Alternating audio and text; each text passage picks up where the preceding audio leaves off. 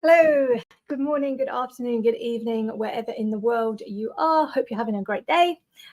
So we are live here on the You Are the Asset live stream on LinkedIn, Facebook, and YouTube. Not Instagram today. Something happened.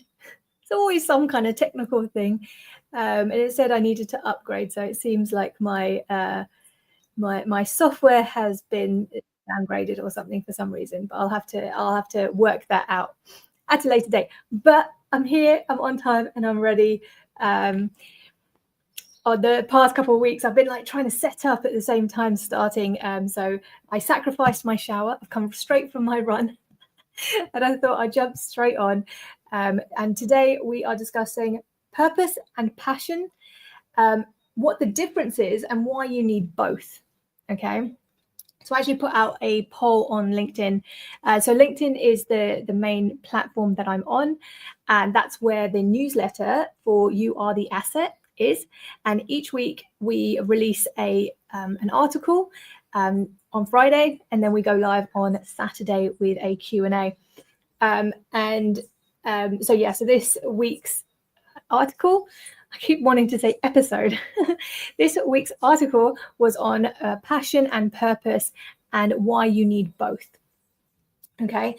So yes, I put out a poll on LinkedIn asking, what was most important when, in your work? Was it passion? Was it purpose? Or are you unsure of the difference? And there was a split.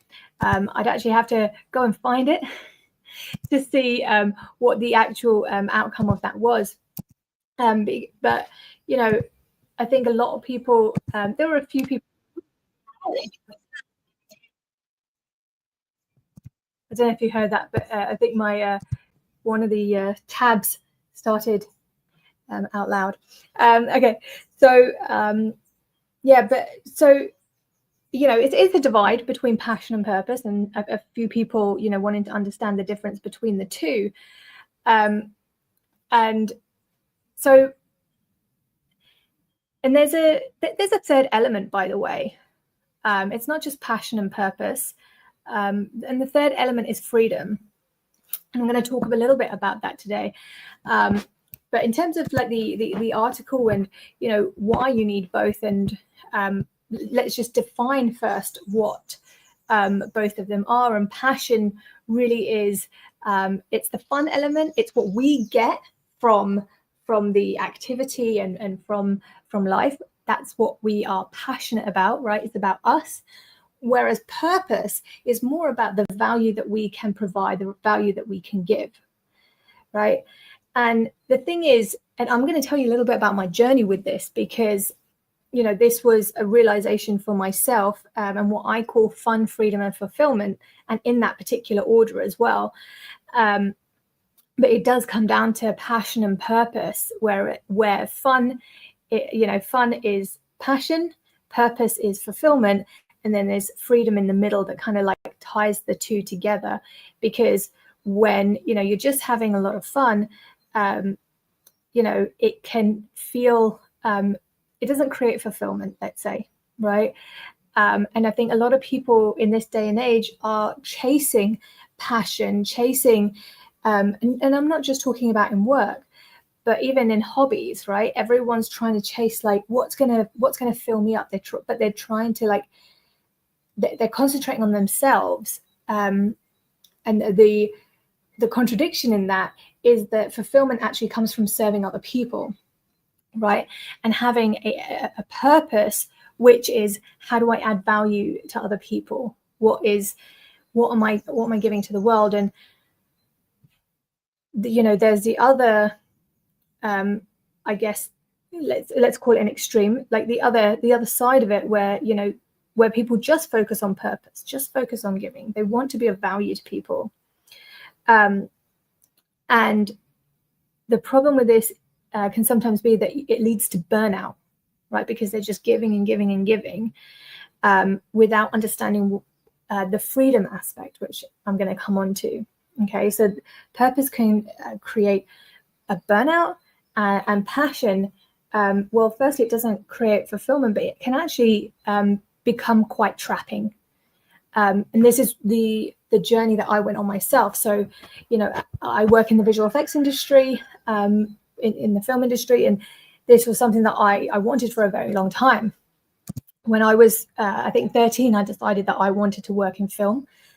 That's what I studied at university, and at university is where I decided that, it was visual effects specifically that I wanted to go into. And from that point to getting into the industry, it took me 7 years to get into the industry. And I did, and it was great. And I wanted to see my name up in the credits. That was my passion, right? It's what I wanted, essentially for myself. Yes, there was an aspect of, we're creating these images, we're creating these stories, these worlds for other people to enjoy, to go into, to escape to, because it's what I enjoyed when I was younger, and I wanted to be part of that, right? Part of those worlds, which is very funny because it's still my ambition to create those worlds, but I create it in a different way for people, not on the screen, but in their reality. But this was my passion. And after, I think maybe, let's say 10 years in the industry, just got a question here. Hope you're doing well. Uttam, hi, nice to see you. You've joined the live. It's a perfect combination for an artist, 100%. Yeah, I agree with you. Of course. So sorry for those of you who don't see the comment. Uttam is just saying that passion, purpose, and freedom is the perfect combination for an artist. So he's obviously also in the visual effects world. So when we combine these, where was I? So so passion was what I was going for, right? So, and I would say after about maybe 10 years, less than 10 years actually, I started to feel trapped, right?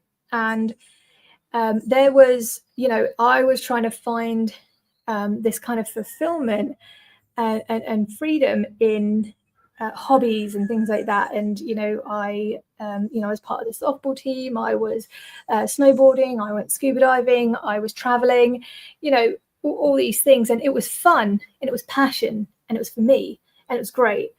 But I felt trapped, right? And I'll tell you that the trapped feeling came from to have more passion, to have more fun.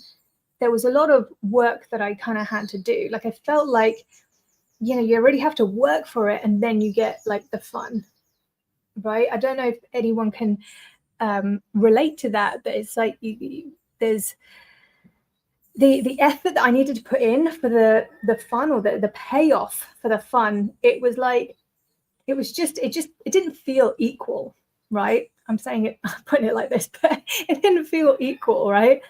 And it's hard to explain because, my life wasn't bad. I had a pretty good life, but I felt trapped. And then I created freedom.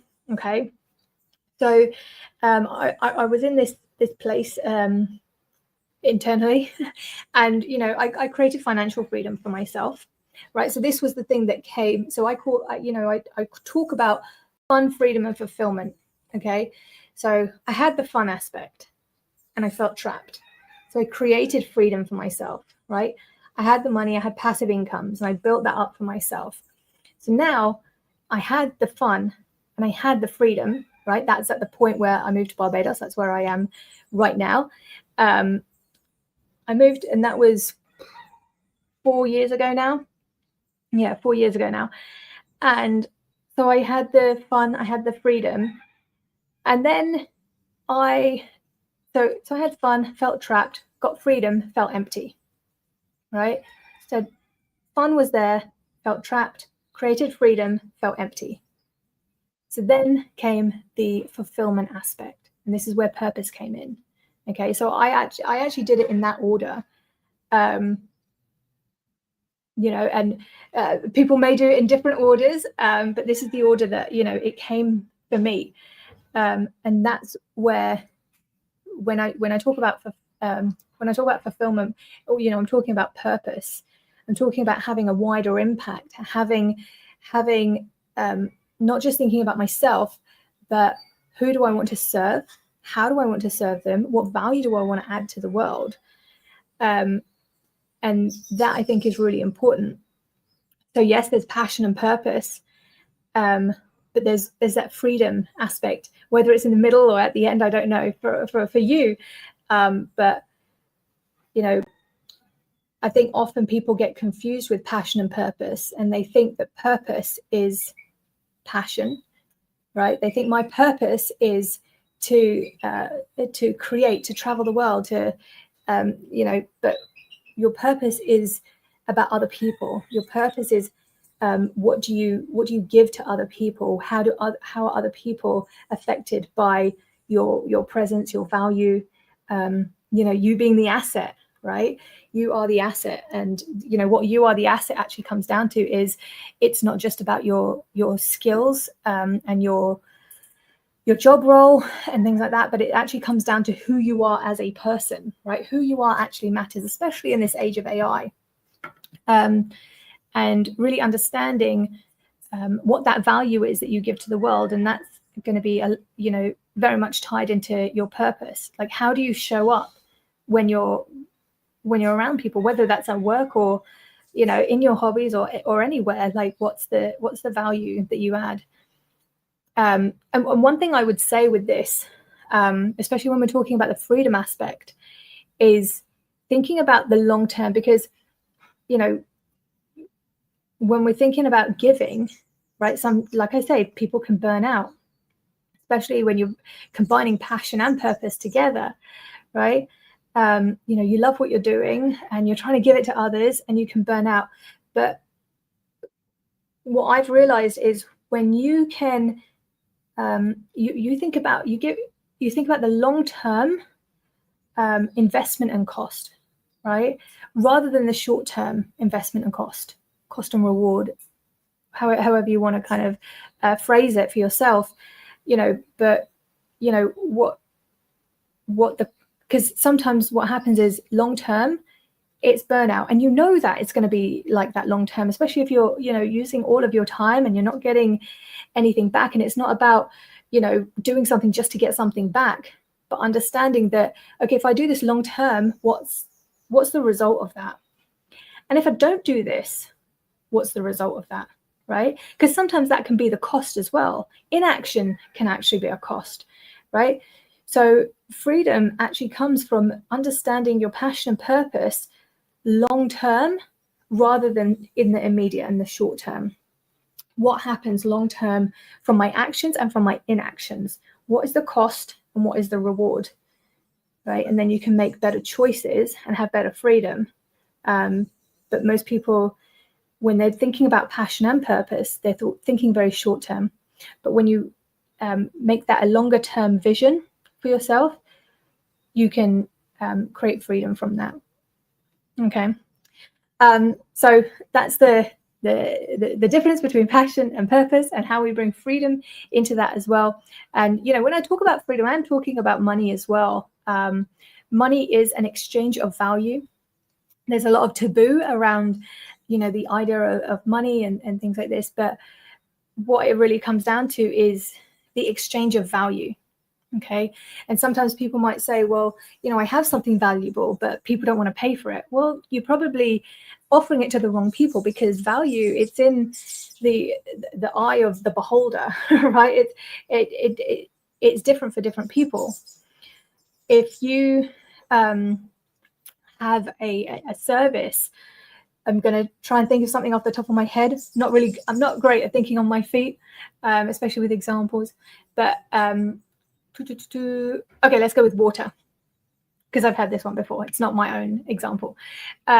So when you have a bottle of water, someone who is, they're at home, they've got access to running water, and you come around with a bottle of water and you're trying to sell it to them, they'll probably be like, maybe they'll buy a bottle of water for how much? 50 cents?